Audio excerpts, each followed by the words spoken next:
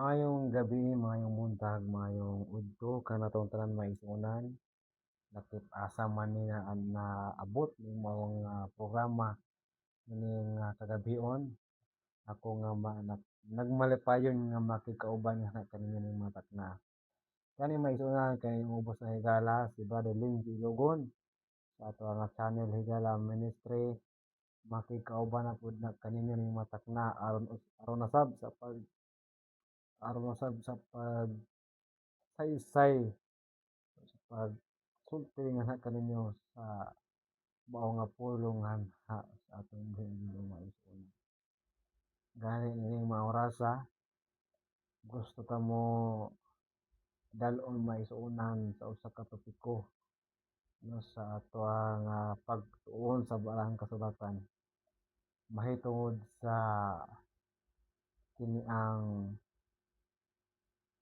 Sabat no o kani ang Sabat maigsuonan kini ang igpapahulay no nga gihatag sa Dios kanatong mga katawhan.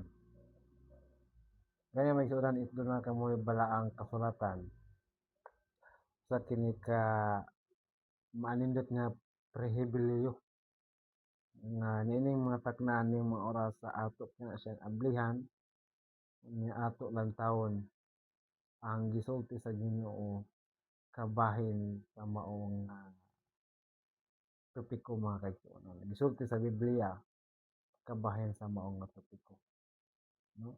Gani maigsuonan sa libro sa Genesis o Henesis kung atong basahon diya sa 2 Genesis 2 versikulo 2 paingon sa 3 maigsuonan. Yun siya. And on the seventh day, God ended his work which he had done, and he rested on the seventh day from all his work which is he had done. Then God blessed the seventh day and sanctified it, because in it he rested from all his work which God had created. Amen. Notice mga isunan na padihang nahitabo ang pagbuhat sa kalibutan nga human nahimo ba ito nang human na porma gyud ang mong kalibutan. Pag-abot sa ikapito ka adlaw maigsuonan. Pag-abot sa ikapito ka adlaw ang kanya pag-abot sa ikapito ka adlaw ning pahulay. He rested mo siya maigsuonan. Ning pahulay sa adlaw nga ikapito. And ato angay bantayan maigsuonan pag-abot sa 3 mo siya. Then God blessed the seventh day. Iha kining sa mayroon. Iha kining panalanginan ang adlaw nga ikapito. Ang sanctified it. Iha kining gibalaan maigsuonan. Because in it he rested from all his work on which had God created and made. Iyang panalangin, iyang gibalaan. Sa Exodus, ato ta sa Exodus 20 may isa pa 8 paingon sa 11 yun siya, remember the Sabbath day to keep it holy. Yun siya, sinumduman mo ang adlaw nga ipapahulay aron sa pagbalaan ini. 6 days shall labor and do your work. Sa unom ka adlaw imong buhaton imong imong mga buluhaton, pagpanigway, pagbuhat sa paguma. But the seventh day, yun siya may saunan, the seventh day is the Sabbath of the Lord your God. Mo kini siya ang ipapahulay, mo kini ang Sabado, mo kini ang Sabat sa Ginoo. No? In it you shall do not work. Sa niya nga adlaw dili kita maghimo. Dili kita magbuhat sa bisan usa. Nor your son, bisan imong mga anak magsan, bisan ang imong mga anak nga babae, bisan ang imong mga sulugoon nga lalaki, bisan ang imong mga sulugoon nga babae, bisan ang imong mga hayop, nor your cattle, nor your strangers is within your gate. Bisan gani na isunan at aning mga imong mga suod nga higala nga sunod nasunod sa panamalan. Ikapito ka adlaw dili og dili kita mohimo sa pagbuhat na isunan. For in the 6 days the Lord made the heaven Tungod kay sa unom ka adlaw maigsoon gihimo gibuhat sa Ginoo ang langit ug ang kalibutan. The sea and all that's in it are rested in the seventh day. Therefore, the Lord, muna maigsuonan nga pag-abot sa 6:31 versikulo 16 nga siyang paingon sa DC. Therefore, the children of Israel shall keep the Sabbath. Gihimo man siya gisugo sa Ginoo ang katawhan sa Israel sa pagbantay sa mga Sabat na igsuonan. Pagtuman to observe the Sabbath throughout the duration as perpetual covenant, generation by generation. It is a sign between me and the children. Mo kini ang timailhan maigsuonan. Mo kini ang marka sa bahin mahitungod sa Panginoong Hesus sa rumboy naman sa iyang makatawan. And forever for of Israel forever.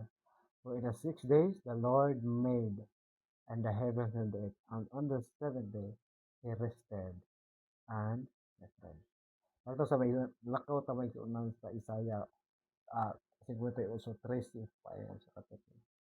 Ano siya may sunan, if you turn away your foot from the Sabbath, mato kuno ilikay ang atong mga tiil nga naa sa adlaw kapahulay from doing your pleasure on my holiday. So, tungod sa pagbuhat sa mga desire imong mga gusto sa niya nga adlaw kapahulay, and call the Sabbath a delight, the holiday of the Lord honorable, and shall honor him, not doing not doing your own ways, nor finding your pleasure, nor speaking your own ways. Then you shall delight yourself in the Lord. And I will cause you troubles. No, I will cause you to ride on the high hills of the earth. Also, no?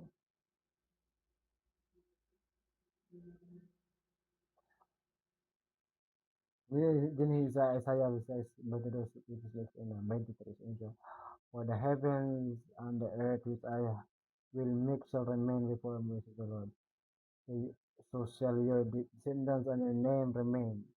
And it can come to pass from the new moon and the other day, and from the Sabbath and another, and the flesh come before me, says the Lord.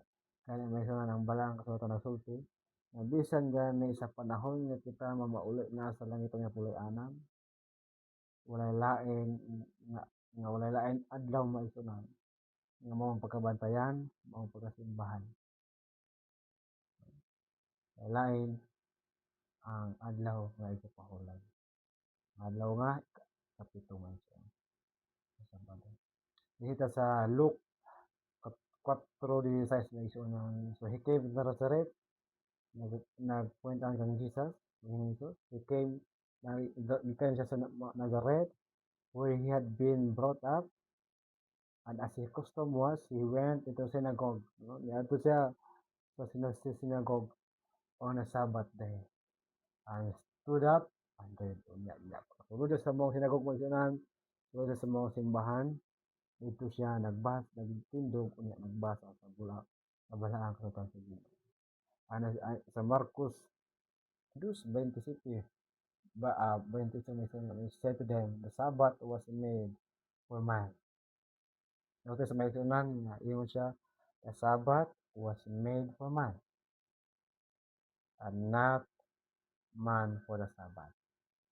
So ang balaang ito ang adlaw ipapahulay gihimo kini sa mga katawhan.